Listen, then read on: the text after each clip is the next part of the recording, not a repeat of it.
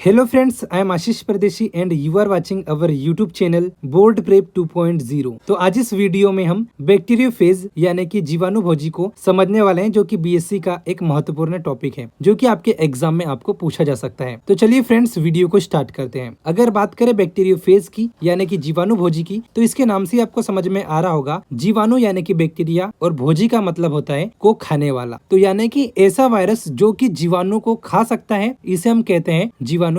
चलिए अब इसे देखते हैं डिटेल्स में। सबसे पहला पॉइंट है, वे वायरस जो कि बैक्टीरिया पर पैरासाइट होते हैं, वो बैक्टीरिया को डिसीज कॉज करते हैं, बैक्टीरियोफेज कहलाते हैं। यानी कि ऐसे वायरस जो कि बैक्टीरिया पर पैरासाइट होते हैं, यानी कि बैक्टीरिया के ऊपर रहते हैं, उनसे भोजन प्राप्त करते हैं और बैक्टीरिया को ही बीमार कर देते हैं, ऐसे वायरस को बैक्टीरियोफेज कहा जाता है। यानी कि सिंपल लैंग्वेज में अगर हम समझे तो ऐसे वायरस जो कि बैक्टीरिया को बीमार कर देते हैं, बैक्टीरिया को खा जाते हैं या फिर बैक्टीरिया के ऊपर रहकर उससे भोजन प्राप्त करते हैं, ऐसे वायरस को बैक्टीरियोफेज यानी कि जीवाणुभोजी कहा जाता है। सेकेंड पॉइंट है, बैक्टीरियोफेज आंतों में उपस्थित ई कोलाई नामक बैक्टीरिया पर पैरासाइट होते हैं। जैसा कि हमने समझा था कि बैक्टीरियोफेज ऐसे वायरस को कहा जाता है जो कि बैक्टीरिया पर पैरासाइट होते हैं। तो ये किस प्रकार के बैक्टीरिया पर पैरासाइट होते हैं, यहाँ पर आप समझ सकते हैं कि जो बैक्टीरियोफेज होते हैं ये हमारी आंतों में उपस्थित ई कोलाई नामक बैक्टीरिया पर पैरासाइट होते हैं। ई कोलाई का मतलब है एस्चेरिचिया कोलाई।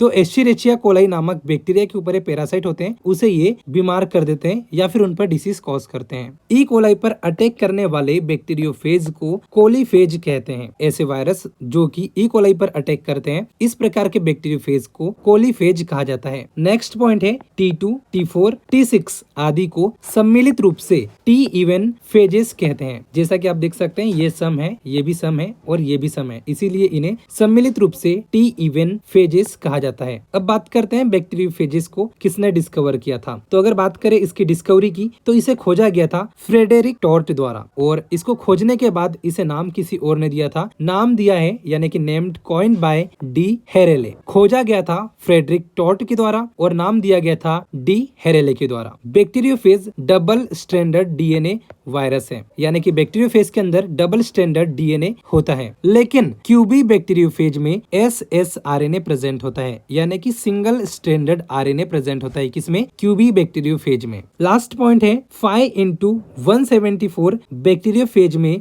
एसएसडीएनए प्रेजेंट होता है। इस प्रकार के बैक्टीरियोफेज में सिंगल स्ट्रैंडर्ड डीएनए पाया जाता है। अब बात करते हैं टी बैक्टीरियोफेज की, यानी कि T4 जीवाणुभोजी की। तो बैक्टीरियोफेज में T4 बैक्टीरियोफेज महत्वपूर्ण होता है और लेम्बड़ा बैक्टीरियोफेज भी महत्वपूर्ण होता है। तो चलिए समझते हैं T4 बैक्टीरियोफेज यानी कि T4 जीवाणुभोजी आखिर होता क्या है। तो T4 बैक्टीरियोफेज होस्ट सेल के अंदर ही गुणन यानी कि मल्टीप्लिकेशन करता है। T4 बैक्टीरियोफेज होस्ट सेल यानी कि बैक्टीरिया के अंदर ही गुणन करता है और वहीं पर अपनी संख्या को बढ़ाता है। ये होस्ट में रेप्लिकेशन के द्वारा गुणन करते हैं। तो जो T4 बैक्टीरियोफेज होते हैं, ये बैक्टीरिया के अंदर रेप्लिकेशन के द्वारा अपनी संख्या को बढ़ाते हैं। T4 बैक्टीरियोफेज में लिटिक टाइप का जीवन चक्र होता है। रेप्लिकेशन के समय ये होस्ट सेल के न्यूक्लिक एसिड, प्रोटीन्स, एंजाइम का यूज करते हैं। जब T4 बैक्टीरियोफेज होस्ट सेल के अंदर रेप्लिकेशन करते हैं, तब ये होस्ट सेल के अंदर उपस्थित न्यूक्लिक एसिड्स, प्रोटीन्स, एंजाइम का यूज करते हैं।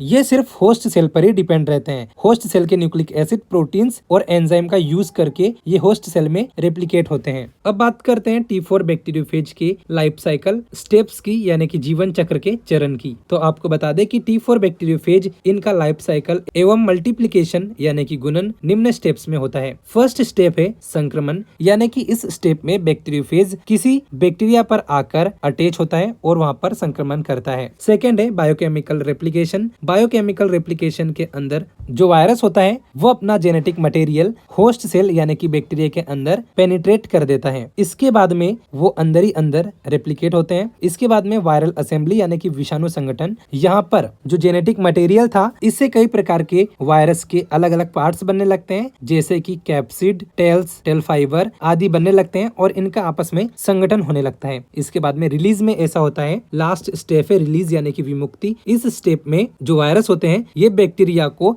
पेनिट्रेट करके वापस यानी कि रिलीज हो जाते हैं, मुक्त हो जाते हैं। अब बात करते हैं संरचना यानी कि स्ट्रक्चर की कि T4 बैक्टीरियोफेज आखिर होता कैसे है। तो स्क्रीन पर आप इसका डायग्राम देख सकते हैं। इस प्रकार से आपको बैक्टीरियोफेजेस का डायग्राम बनाना है। सबसे पहले आएगा इस साइड में जो दिया गया यह है डीएनए, ये जो है ये आ जाएगा कैप्सिड या फिर हेड, ये है बैक्टीरियोफेज का हेड। इसके बाद में ये जो चीज है इसे कहते हैं कॉलर। इसके बाद में यहाँ से लेकर यहाँ तक ये होता है टेल शीथ, और ये जो दिखाई दे रहे हैं आपको पेड़ जैसे ये है टेल फाइबर्स, और यहाँ पर ये जो है इसे कहते हैं प्लेट, और लास्ट में जो आपको नीचे की ओर दिखाई दे रही है ये होती है पिंस। तो पिंस का काम होता है कि किसी बैक्टीरिया पर अटैच होना, इससे वो बैक्टीरिया के अंदर पेनिट्रेट होते हैं। तो ये डायग्राम है बैक्टीरियोफेजेस यानी कि जीवाणुभोजी का। तो जैसा कि दोस्तों आपने देखा आज की इस वीडियो में आपको बैक्टीरियोफेज यानी कि जीवाणुभोजी क्या होते हैं और साथ ही साथ T4 बैक्टीरियोफेज के बारे में समझाया गया, जो कि बीएससी का एक मोस्ट एमपी टॉपिक है। इसी प्रकार से हमारे चैनल पर कंटिन्यू बीएससी के लेक्चर्स के वीडियो अपलोड किए जा रहे हैं, उनकी वीडियोस आप प्लेलिस्ट में जाकर चेकआउट कर सकते हैं। अगर आपको नोट्स से रिलेटेड कोई भी इंक्वायरी चाहिए तो आप वीडियो के डिस्क्रिप्शन में दिए गए लिंक से इंस्टाग्राम और टेलीग्राम वहां से कॉन्टेक्ट कर सकते हैं। स्टूडेंट्स, आई होप कि ये वीडियो आपको पसंद आया होगा। अगर ये वीडियो आपको पसंद आया हो तो अपने दोस्तों के साथ भी इस वीडियो को जरूर शेयर करें, और इसी तरह के वीडियोस देखने के लिए अभी आप इस चैनल को सब्सक्राइब कर लीजिए।